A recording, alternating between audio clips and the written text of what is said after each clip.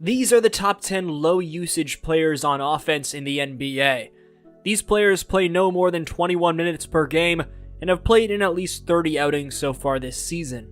Number 10, Trayce Jackson-Davis.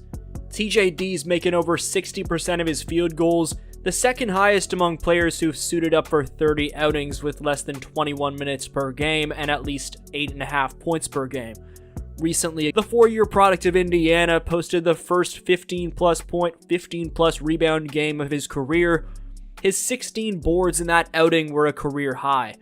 The 57th overall pick in 2023's draft tweeted, "Y'all will regret this," directly after being selected, and many general managers have in fact regretted not selecting such a high-energy presence whose screening and roll man finishing is beyond solid. Number 9, Julian Strawther.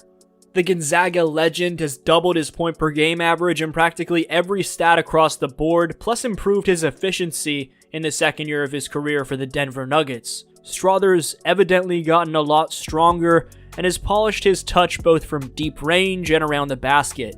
Strawther's skill set plus age and experience level give him some of, if not the most potential of anyone in this ranking. Number 8, Obi Toppin. The high-flying wing formerly of the New York Knicks is maybe the best dunker in the association. Obi's jams are electrically jaw-dropping, and his 10-plus point per game average makes him the 5th highest scorer with at least 30 games played and under a 21 minute per game average. Back in October, and also more recently in December, Toppin's put his 40-inch vertical jump on full display by knocking the ball down from on the top of the shot clock. No need for a broom when you're near Obi, unless he's playing the Celtics, that is. Number 7, Georges Niang. The minivan is one of 2 players from the Cleveland Cavaliers on this list, and in his 9th year in the association for his 4th different team, is posting career best averages in assists, rebounds, steals, blocks, three-point percentage, and field goal percentage. The biggest reason for Niang being on this list is the fact that among all bench players on the best team in the NBA, his plus 213 plus minus is second best, only trailing Caris LeVert. Number 6, Aaron Wiggins. For the best team in the Western Conference standings by far, Wiggins is 6th on the Oklahoma City Thunder in plus minus. Known as the savior of basketball, Aaron is an outstanding three-point shooter and transition finisher. Aaron's shooting a stellar 38.8% on 3 catch-and-shoot jumpers per game and 71% from 0 to 3 feet away from the basket. The athletic spot-up threat just turned 26 and still has a lot of potential. Number 5, TJ McConnell. One of the shortest players in the league who's listed at just 6'1", TJ's craftiness and scrappiness are keys to him having stuck around in the association for 10 seasons. This year, TJ's averaging a career-high 10.9 points per game, a year after finishing tied with Russell Westbrook for 7th in 6th Man of the Year voting. He's not known as a three-point shooter by any stretch of the imagination, but from 2-point range, McConnell's shooting a career second highest, 57.4%. Number 4, Jay Huff. With a knack for throwing down reverse jams, the Memphis Grizzlies' undrafted 4-year product of Virginia and Huff is a multi-talented, uber-athletic stretch big man who's shooting over 41% from distance on 4 attempts from long range per game. At age 27, the 7'1", 240-pounder has untapped potential, and it's only his 4th year in the NBA and his first of receiving sufficient playing time on a consistent basis. Watch out for Huff.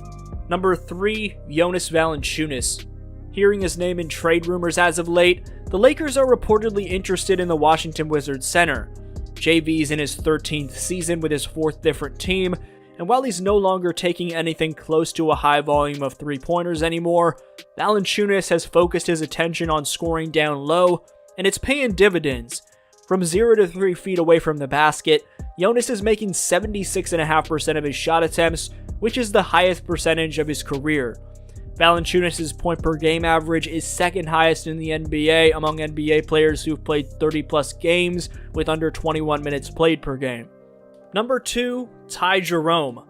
The Cleveland Cavaliers' 6th Man of the Year candidate was severely underplayed during his time with Golden State, and now he's making the Warriors pay by playing a big-time 17.6 minutes of action for the team with the best record in the NBA. Jerome's averaging over 10 points per game on around a 50-40-90 shooting split. Per 36 minutes, Ty's averaging 21 points, 7 assists, and 2.4 steals, as Jerome's incredibly skilled with how he can create offense in the pick and roll. Honorable mention to Mo Wagner of the Orlando Magic, who's been injured since December 22nd with a torn ACL and will be out for the rest of the season. Wagner is still number 1 in points per game among players with at least 30 outings under their belt and under 21 minutes played per game. Number 1, Daniel Gafford. Mavs fans have hated on him like crazy recently, but to counter that hate, while this is an offensive-based list, Gafford had the second most blocks by a player in the 2024 calendar year between the regular season and playoffs, only trailing Victor Wembanyama.